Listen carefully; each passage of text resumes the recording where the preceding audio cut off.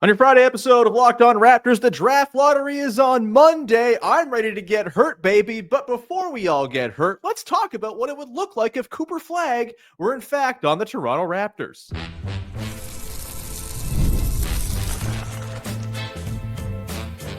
You are Locked On Raptors, your daily Toronto Raptors podcast, part of the Locked On Podcast Network.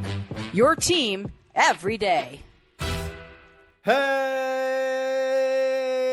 what's going on? And welcome to another episode of Locked On Raptors, part of the Locked On Podcast Network, your team every day. It is Friday, May the 9th, and I am your host, Sean Woodley. I've been covering the Toronto Raptors now for 11 seasons on various platforms. You can find all my work over on Blue Sky. You can find the show on Instagram, and you can join us, as always, in our free Locked On Raptors Discord server, link in the description of the podcast. You want to come hang out, be part of our listener community. All right, fun one on deck today with one of my absolute favorite returning guests of the show, Rafael Barlowe from Locked On NBA Big Board. All of his wonderful draft coverage with his newsletter, on the podcast, all over the damn place. He's one of the very best in the business, and it's a perfect time to have one of the best draft guys in the biz on the podcast because the lottery is on Monday. Of course, Raptors fans know this. They've been counting down the days ever since the season ended. I sure have. And for at least a couple more days, the possibility of the Toronto Raptors jumping up and landing Cooper Flagg is still alive. And so we're going to get into Cooper Flagg. We'll talk about Dylan Harper. We'll talk about the 3 through 10 range of the class and so much more. Let's welcome him in. Rafael Barlowe, how the hell are you, man? It's great to have you back. I'm good. I just feel pressure to live up to that fancy introduction you gave about me. So, a little pressure on me right now. That's my whole thing, is setting extremely lofty expectations for my guests. It's kind of my whole deal. No, the people are thrilled to have you back. You were one of the absolute favorites of the audience of the pod. And yeah, let's get into it, man. Cooper Flagg. He seems to have the goods. Obviously, one of the better freshman college seasons you'll ever see from a guy in college basketball. He was unbelievable. Yeah, they came up short in that Final Four, if you want to call it collapse, to a very good Houston team. But, I mean, the resume speaks for itself. He has been touted as an incredible, maybe not generational prospect, because that term gets used way too much, but a damn good prospect for many, many years. He paid it all off this year at college. It seems to be exactly what he was billed as. I want to ask you this, Rafael. There seems to be like a vast sea of things that he's very good at doing. What is your favorite element of Cooper Flagg's game? Before we get into what he might look like with the Raptors, I'm just kind of curious, like, what sticks out to you most when you watch Cooper Flagg that makes you go, ooh? That's tough because there's so many things that he does well, but I don't list him as like the jack of all trades, master of none, as there's some guys that get that label. But Sure. I would say the toughness and just the competitive fire that he plays with. He's a player that you know what you're getting every time he steps on the floor. He's going to give you max effort on defense.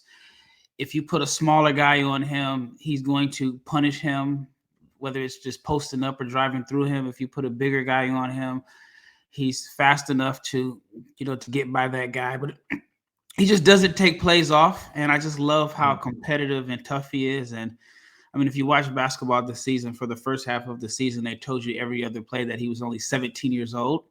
And so I just think the sky's the limit for him. But like I said, the toughness, the competitive fire that he plays with, but he plays a winning style of basketball. Yeah, I mean, that just pops off the page. Seems to, just kind of have the thing that like winning basketball players need to have to succeed, which is pretty sweet.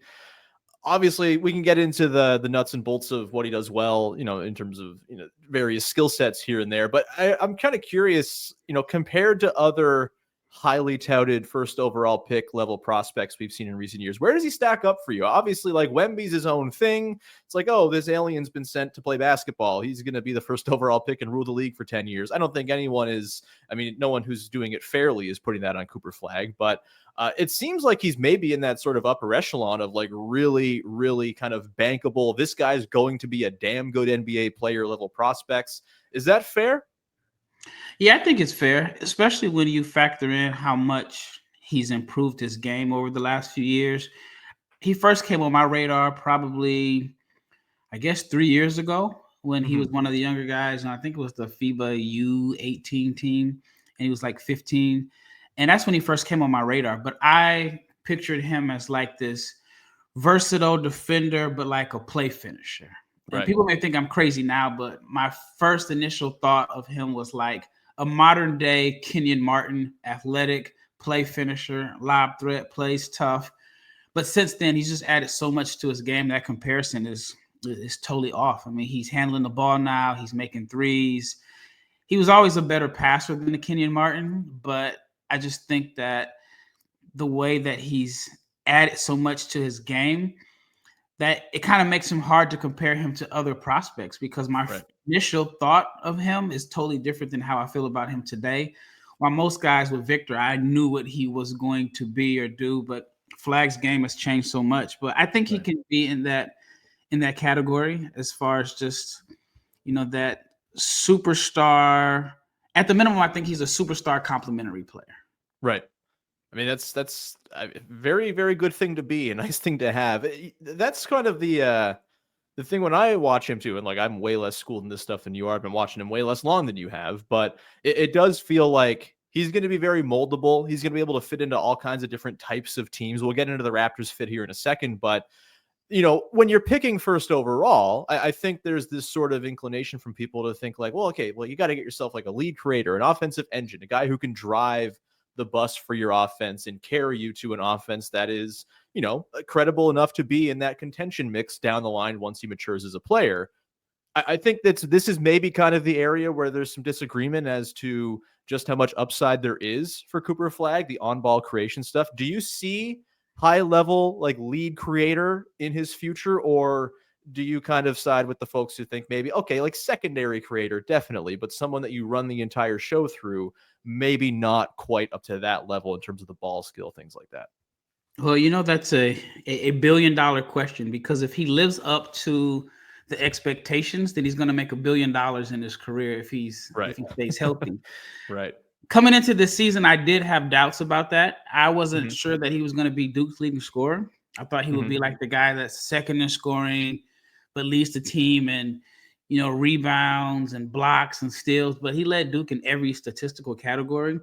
While the offensive game doesn't look as smooth as, like a Michael Beasley or Kevin Durant or Carmelo Anthony, some of these other guys that had really, spectacular freshman years. But statistically, I mean, he was good, like 19 points a game, but he shot 38% from three. Yeah. So I think he can be. It just doesn't look as smooth as some of the other guys that have preceded him. But I think he can be. Yeah, I think that's kind of where I come down to, is like maybe the style points aren't quite there, but the functionality very much. And I even go back to just like that Final Four game against Houston, where like he misses that last shot, but dude just feels like he can get separation at any time, right? Like that look he got off was very clean. It was, for a guy as talented as him, I think you're happy with like a free throw line fader in that kind of high pressure situation against a defense like Houston's anytime. And to me, that was like, okay, he missed that shot, but the process there, I quite like. And I think there is, it's going to take some time for it to come along. And I think, on a Raptors team that maybe has some already creation built in, it'd be more of a slower burn if he were to join the team. But I do think just he seems to have too much in terms of like athletic ability, the power, the first step, and the feel and the craft for it to not be at least a successful venture when he's trying to run the show. Maybe he's not doing it at the absolute elite level of your super duper first team all NBA level guys on offense, but I'm with you in that I think there is a pathway there for him to be easily the best offensive player on a good offensive team. The fit with the Raptors, I think, is really interesting because it's kind of like a tale of two sides of the floor a little bit.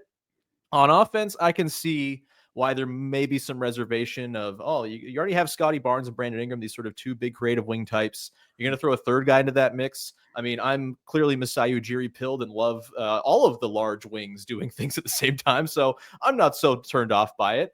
And I think it can work. But the thing that gets me is I feel like on defense, Cooper Flagg plus Scotty Barnes is about as exciting as it gets to think about just all of the machinations of what that could mean for the Raptors defense.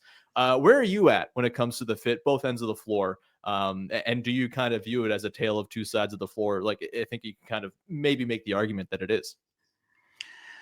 Yeah, I mean, the fit may not be necessarily seamless, but I mean, if you look at today's NBA, if you can have multiple ball handlers, guys that can switch across the floor, guys that are connective passers. I think Brandon Ingram is a very underrated passer. He played some point forward for New Orleans at a point when they had some injuries. We know Scotty can pass. So I like the versatility on both ends of the floor. I guess it's just a matter of which guy do you believe is the closer? Like which guy is the one where, I mean, you see it in the playoff series. Like who do you give the ball to late in games? But maybe the Raptors get to the playoffs next year. I don't know. I mean, I guess that's a path that you cross when it comes. But I mean, I like the versatility on both ends of the floor, and I think with the length and switchability and connective passers, I mean, I think there's a pathway to getting back on track if you have all three of them. Yeah, I'm forever wing pilled. It's a sickness, man. It's like they were onto something with Vision 6-9 a couple of years ago. It could have worked. They just didn't have the right mix, but maybe this will work this time. And this is the definition of insanity, perhaps. But to your point, you look at some of the teams around the league, like there's a lot of like very wing heavy teams that are quite successful. I think there's all kinds of different avenues to build a successful basketball team. And, to me, you assemble that talent, Ingram, Flagg, Barnes, whether it's at the 2, 3, 4 or smaller looks where you have Flagg and Scotty as a small switchable 4-5 blocking shots. Like, I think there are ways you can really make that sing if you have the right complementary pieces around them. Maybe this is a thing where if you get Flagg, you got to find a way to get a more spacey big than Jakob Poeltl in terms of like stretch and 3-point shooting and all that stuff. But those are problems for down the line. We worry about getting Cooper Flagg on the Raptors first, damn it. We'll come back on the side here, Rafael, and we're going to get into Dylan Harper, who is seemingly the consensus second overall pick. We'll get into, I think his far more seamless fit with the Raptors than even Cooper Flagg, and what makes him sing as a prospect. We'll do that coming up in just 1 second.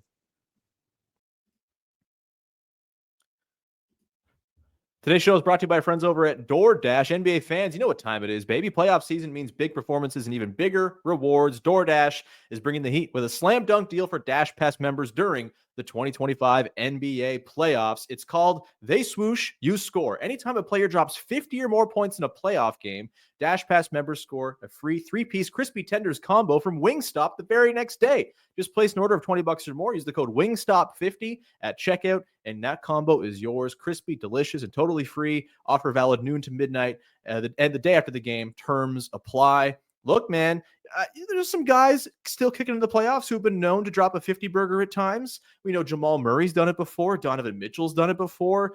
Donovan Mitchell's carrying the entire show right now for the Cavaliers as they're injured. This might be the night for him to go and score 50, and you can get that Wingstop deal. Wingstop 50 is the code at checkout the next day.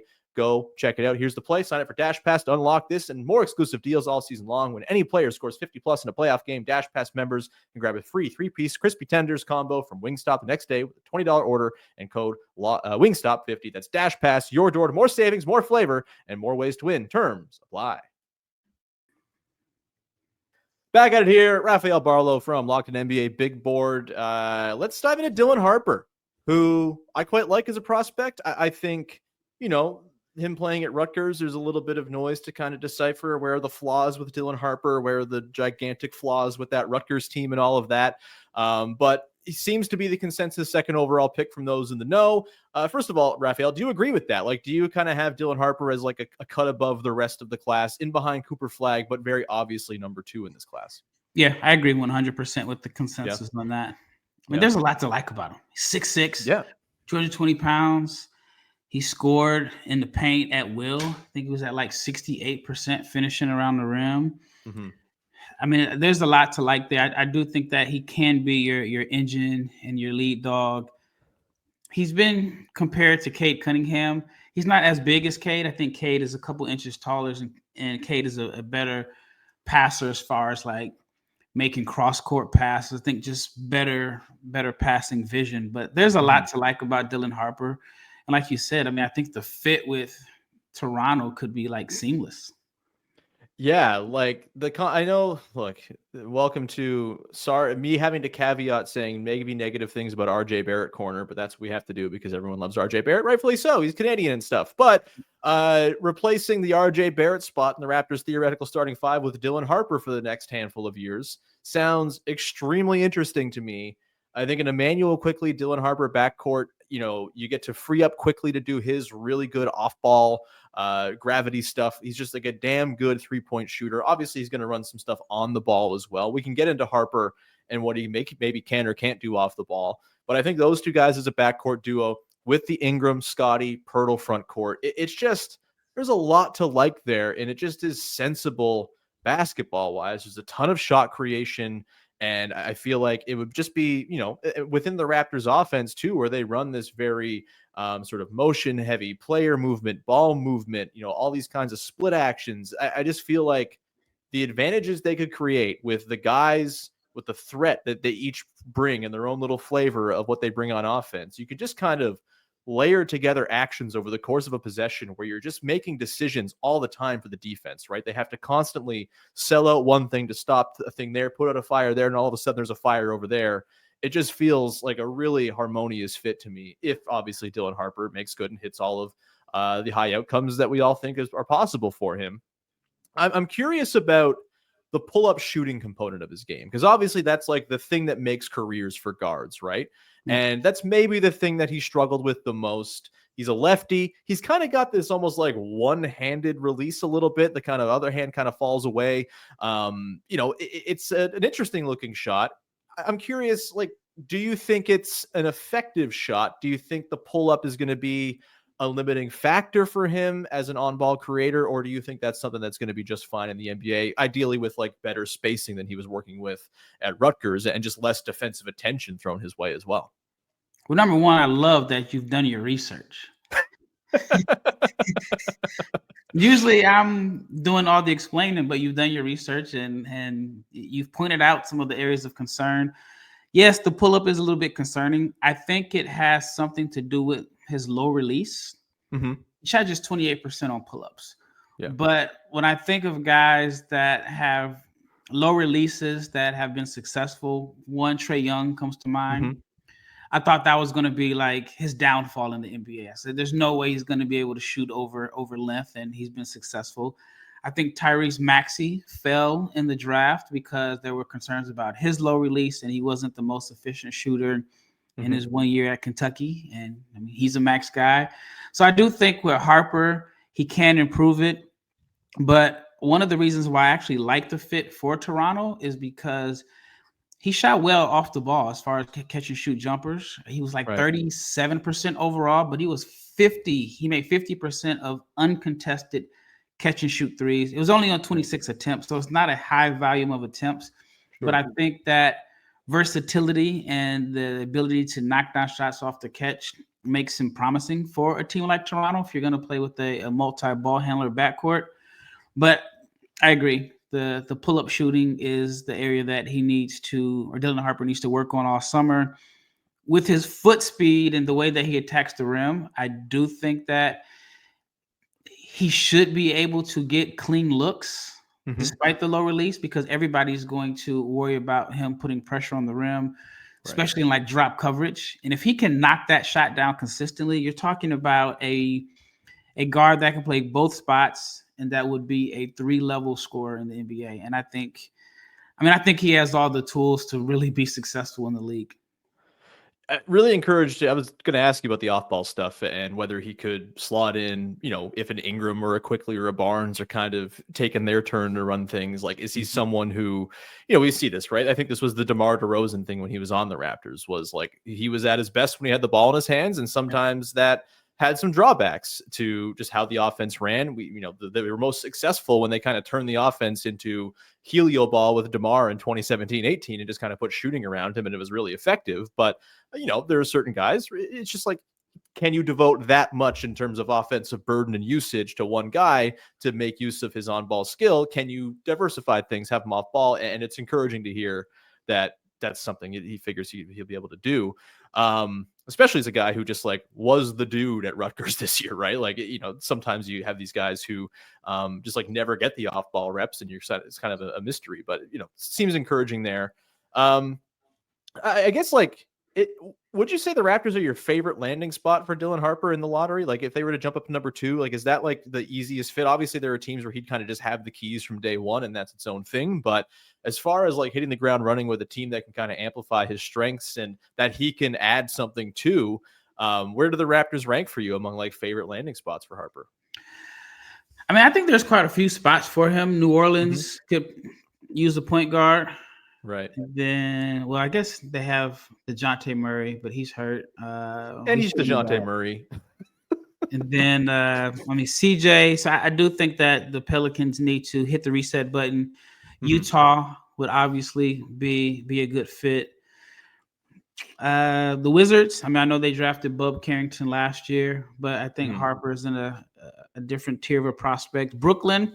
I think for him, there's quite a few options where he could come in and have the keys from day one. But the Raptors are definitely one of the. If I were like in his camp, the Raptors would be one of the teams I would be hoping to get to, just because the cupboard is not bare. Like there's talent around him. He won't have to come in. Yes, he may get the keys, but not necessarily the team is winning and losing based off of him. I mean, you got an all-star, Scotty Barnes. You got Brandon Ingram, who's been an all-star. You have some shooting. So that would be one of the teams I would target. And if I'm, I'll be at the Combine next week. When the Raptors want to do my interview, if I'm Dylan Harper's agent, then that is one of the first few teams that I'm setting up an interview for.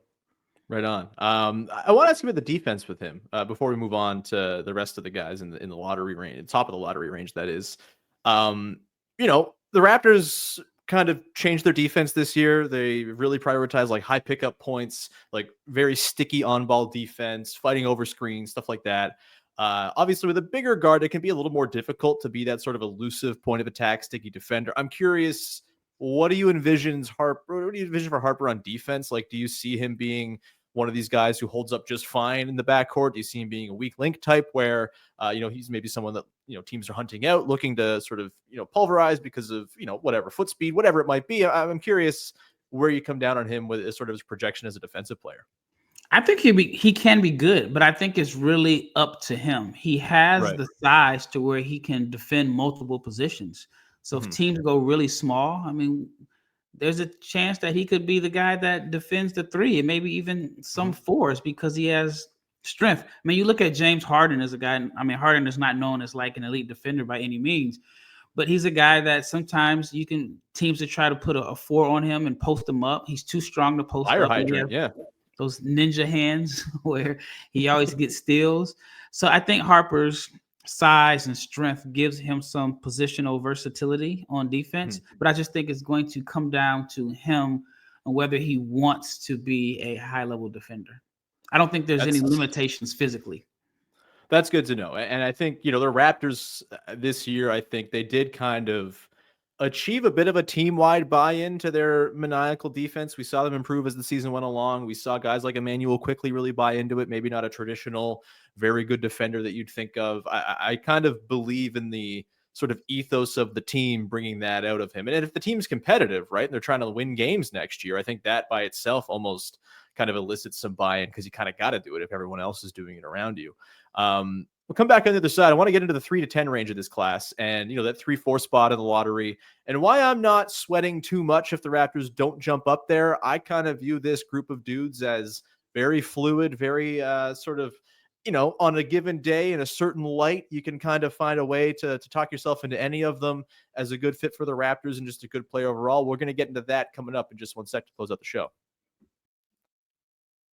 Today's show is brought to you by our friends over at Amazon Fire TV. Did you know your Fire TV is also an Xbox? That's right. You can turn any TV into your gaming and entertainment hub with Fire TV Stick 4K devices. No console required. You just grab your paired controller, subscribe or sign into Xbox Game Pass Ultimate with EA Play included, and you're ready to play. Dive into hundreds of premium titles from EA Sports College Football 25, Call of Duty Black Ops 6, and Avowed as easily as you stream your favorite shows. It's gaming made simple, and it's all on your Fire TV I have talked about this before. In my living room space, we don't have room for like a gigantic system. It's kind of a bummer. I would love to have all of the systems in one place, but that's just not the way our house is laid out. We got a tiny little shelf for a couple tiny little implements. And if I can just plug that Fire TV stick in and have a controller, baby, we're in business. That is gaming in the future. And of course, I'm a big gamer. Love to play video games. I might have to check this out. I'm going to have a baby soon, so maybe it's not the right time to be diving on in. But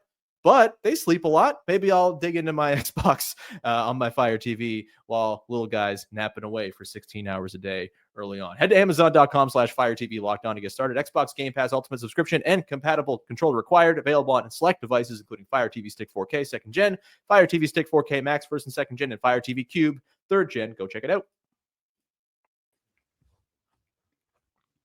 Back at it here with Rafael Barlowe from Locked On NBA Big Board, talking about spots 3 and 4 in the lottery. Of course, we know 1 and 2 are the prize positions in this year's lottery, as we've covered here. Raptors have a 7.5% chance at number 1, a slightly better than 7.5% chance at number 2, and ascending in order from there at 3 and 4 as well. Of course, the most likely place for them to fall is 8 or 9. And look, it's great in theory if the Raptors jump up and have their pick of the crop at that spot. But my kind of prevailing takeaway, digging into these guys again on a far more surface level than our pal Rafael does, because he's the best in the biz, is that I'm having a hard time drawing many distinctions in terms of like overall upside and preference between the guys ranked 3 through 10, 11, 12-ish in this class. And I think there's a lot of guys I'm going to be able to talk myself into if the Raptors end up staying put or falling in the lottery. I know your VJ Edgecombs and Ace Baileys are tending to kind of be projected in those 3-4 spots. Let me ask you, Rafael, who do you have 3 and 4 on your own personal board right now? I have Ace Bailey at 3, and then Jeremiah Fears at number 4. Ooh, Fears. Love it. Let's talk about Fears, because he's one of those guys where I'm like, okay, if he doesn't go super high and the Raptors are on the clock and he's there, I'm thrilled if the Raptors take a swing on him because of the creation upside, the rim pressure, just the handle. He just seems to have like this zip as a ball handler that's really exciting. What for you has him as at number 4? Because I know like he's someone who is a little polarizing as well, right? There's sort of some edges that need to be kind of sanded down in his game that maybe aren't the easiest things to figure out. The 3-point shooting obviously being a big one. Where are you at with Jeremiah Fears? Why do you have him so high? Well, one, he's supposed to be preparing for the prom right now instead of preparing for the NBA draft. He'll be classified up. He'll be 18 on draft night, so he'll be one of the younger players in this class. As a freshman, he averaged 17 points, 4 rebounds, 4 assists per game. I understand the concern about the 3-point shooting. He shot 28% from 3. But if you are a believer in free throw shooting as the indicator of touch, then you're not worried because he shot 85% from the foul line. Got some mid-range touch too, which that mid-range touch. So I think that the first 2 years may be a little rocky because he's going to have to adjust to the NBA 3-point line, and he's going to have to get stronger. But I'm all in on the upside. He's listed at 6'4". I guess we'll find out in a couple of days if that number is legit. I mean, I've heard some people express some concern that he may not be 6'4", but again, I like the speed. He can consistently get 2 feet in the paint. I was talking to a scout earlier in the year, and he said there was a game where he watched him get 2 feet in the paint, 8 possessions in a row. I think that he's a better passer than he's given credit for. There was a game I saw, I think it was against Georgia or Kentucky.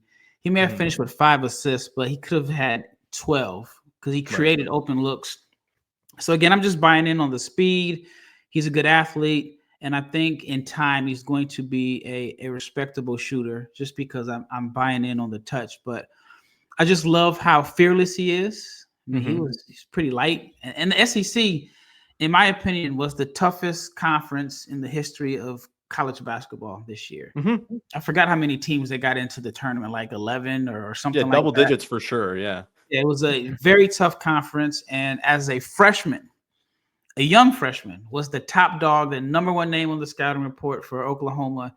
Every team's game plan was to stop him, and he was able to get Oklahoma into the NCAA tournament. I mean, he had some help with Jalen Moore also, but I mean, I just think those intangibles for me are the reasons why I'm higher on him than probably the rest of the consensus. Speaking my language here, man. I had him 4 on a recent newsletter piece I did before the newsletter died an unceremonious death a couple weeks ago. I had him 4 behind Khaman Maluach as my number 3. I want to ask you about Maluach in a sec. I do just want to kind of get your feeling on my stance of like 3 through 10-ish kind of being a little bit fluid and very much kind of prone to like it's going to break a bunch of different ways depending on who goes where on draft night. It doesn't feel like there's much consensus as to how these guys should be stacked up. You see some mocks where Trey Johnson's in the top 5 and some where he's 11th. You see Derek Queen have a pretty wide range of outcomes. Are you of a similar mind? Or do you think there may be some sort of sub tiers within that group of guys that maybe I'm not giving a whole lot of credence to and should be? No, I think they're all jumbled together. I really think that 1 and 2 are the only locks. Yeah. I think Ace Bailey would be the favorite to go 3, but I mean, there's some teams that have some concerns. VJ Edgecombe seems safe to go into the top 5, but I know I have my personal concerns. So I just think anywhere from 3 through 10 is going to be in the eyes of the beholder. I talked to a scout for one team who says they'll be surprised if you see teams move down. A team with a lottery pick may say, there's not much of a difference, but let's trade down in the teens and then let's try to pick up another first round pick down the line. Right. So I think draft night is going to be wild. I mean, this class is talented, but like I said, I mean, the 3 through 14 range is pretty much jumbled up. And then from 15 through 40, I think that's going to be very interesting, especially when you figure out that most of the guys that are freshmen, if they're not first round locks or maybe even top 20, may go back to school because it may be more lucrative to return to school. I mean, I just spoke with JT Toppin a few days ago. He's making $4 million. That's the equivalent of being the 13th pick in the draft. Yeah. So it's huge. Yeah. Yeah. So I think that, when I did my board, this class is like freshmen and seniors and international guys mixed in between. And so the guys that are freshmen, like I said, that aren't projected top 20 could possibly return to school. So 15 through 40 is all jumbled up. I know that wasn't your question, but no. Yeah, 3 through 10 is in the eyes of the beholder. Raptors pick, I think, 38th as well with the Blazers second rounders. So 15 through 40, very topical. Well, once the draft order is set, we'll certainly dig into the senior class because there are some super interesting dudes who might not be there when the Raptors come on the clock, but hey, maybe they will. Let's get back to a couple of my faves in this range. You mentioned Fears. He's there for me. I just can't not envision Khaman Maluach being like an elite NBA defender. I know there are some concerns about his feel, the passing, the connectivity, things like that. To me, when I look at him, I go, how is this guy at this size moving like he moves and finishing on the dive like he does, not going to end up a successful NBA player? Maybe not a star, but I feel like, when we talk about upside and things like that, it's so often offense tilted. I feel like there's such defensive upside with him that I kind of lump him in among the higher upside dudes in this range. I'm curious where you sit on Maluach. I've had him number 3 basically for the last few months. Like, I don't know, man. Something about size, something about the concept of a Scotty Barnes Maluach 4-5 for the next 5-10 years sounds really exciting to me. It feels like a cheat code for a top 5 defense. Either calm me down a little bit or add some fuel to my Khaman Maluach fire, please. Yeah, I'll probably calm you down some. Okay, please do. If you draft him high, it's really based off of really what you think he can be, not necessarily what he is now. I mean, you can say that for a lot of prospects. I do think that the rim protection is a little bit overrated. He averaged 1.3 blocks per game, and he was only playing 21 minutes per game. So I understand that he's a little bit raw on offense, and he's pretty much limited to just being a lob threat. There has been some flashes of him being able to space the floor. You saw that in the Basketball Africa League where he played last year. You also saw some of it in the Olympics. He shot 25% from 3, which is promising. I mean, obviously that's not a great number, but for a 7-footer that just started playing and is a late bloomer, you'll take that. I think the touch is there. Shot 76% from the foul line. My concerns are, again, he was a good defender and a lot of it could be because he's still developing, but he wasn't like the dominant rim protector that I expected him to be. And even if you look at, I'm not a per 36 guy, but if you did per 36, he's still at 2.2 blocks per game. And so his block numbers are similar to some guys that people have concerns about as a defender, from Derek Queen to Maxime Reynaud. Nobody's talking about them being elite defenders, but their block numbers were in the same range as Maluach.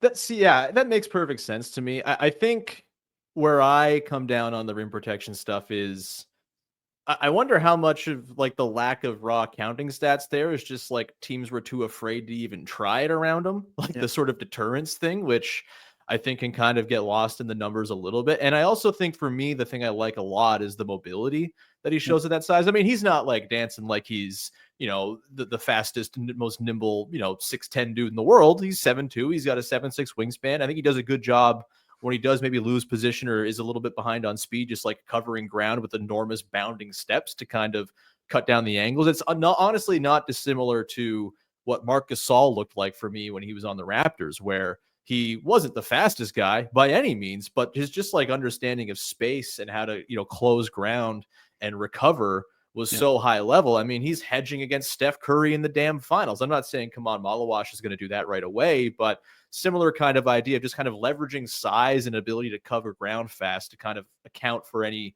deficiencies there might be there in foot speed. And I just think he can be like a multi-scheme kind of throw him into a lot of different types of defenses type of defender.